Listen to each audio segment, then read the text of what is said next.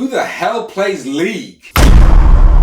Oh, they play League. League of Legends is a massive game, yet I actually don't know too much about the game apart from its top-down view and the fact that it has a large library of playable characters. I never even knew that sometimes Riot Games would absolutely ball out on animation spectacles, or that even the esports community was even that big. First off, to watch Arcane, you actually really don't need any form of League knowledge. You just need some time in your hands, some snacks, and a mind that can handle the absolute mastery that is Arcane. Arcane is set in Piltover, the city of progress, hellbent on pushing the boundaries of science and technology and aiding in the betterment of people's lives all over the world. But with every successful city, there's a side to it that is never spoken about, a side where scoundrels are tossed aside and told to fend for themselves, as no one from the glorious, rich and vast Piltover gives a damn about their problems. This place is called the Undercity. Arcane follows two siblings, Vi and Powder, and their lives as kids from the Undercity, and how they both end up in this mad world, and how they both get caught between Piltover's bid for progress and order, and the Undercity's crusade for independence. Now, I haven't watched many game adaptations, but the general vibe that I get is that will probably just contain a bunch of game references for the core fan base and leave all the storytelling to some Mad Lib generator they found online. The world Arcane drops you into is alive, it breathes. It's not just a playground for the characters you're watching to play on, it's a world that sets a tone, it has a mood.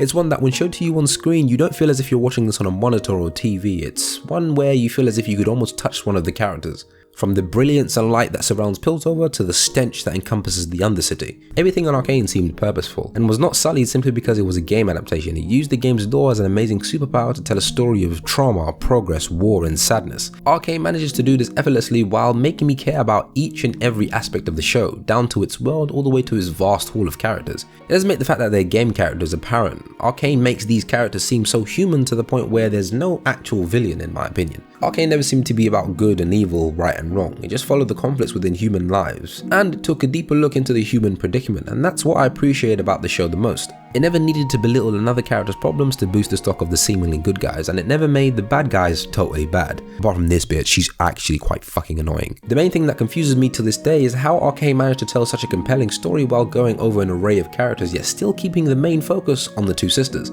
There was not one moment in Arcane where I felt as if I was ever losing interest or focus due to not being shown the main storyline. Everyone is connected in some way, shape or form. If you were to start from one character and work your way through them one by one, I'm very much certain you'll be able to draw a long line of events that connects all of them together, and Arcane does this so well without even making it immediately obvious. Now, in my personal opinion, I don't believe this show would have done as well without the two main leads, Vi and Powder. This Sister Do is quite frankly the only thing I wanted to see play out, and while Arcane done an amazing job at roping my interest and investment into other relationships that I became invested in over time, Vi and Powder's story and relationship was by far the most intriguing, breathtaking and downright moving stories that I've experienced in animation this year. This relationship that gets so much more convoluted as time passes is the main selling point of Arcane, and I see why they were the focal point of this show. One is hard-headed and strong-willed and is always up for challenging the status quo, and is quite literally up for a fight at any given moment. I mean, seriously, she is on smoke 247. Jesus Christ, bruv. Vi is strong-willed and has a good heart and will do anything to protect her sister. Powder, on the other hand, is a little shy, and what she lacks in raw physical strength, she more than makes up with innovation, design and engineering. And to be honest with you, she just wants to help.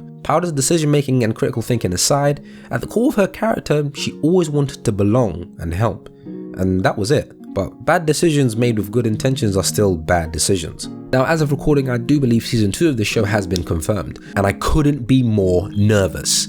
I mean, can they repeat something like this again? I mean, the quality of this show is basically unparalleled, and to be very honest, the best animation piece to come out of 2021.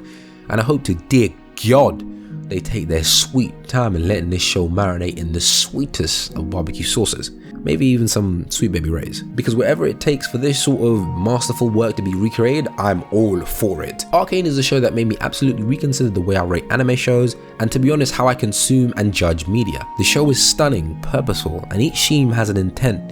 Each line holds meaning. And all of this points to two sisters, and I find it so strange that all that needed to be said to avoid all this trauma, pain, sadness was, you were never a jinx.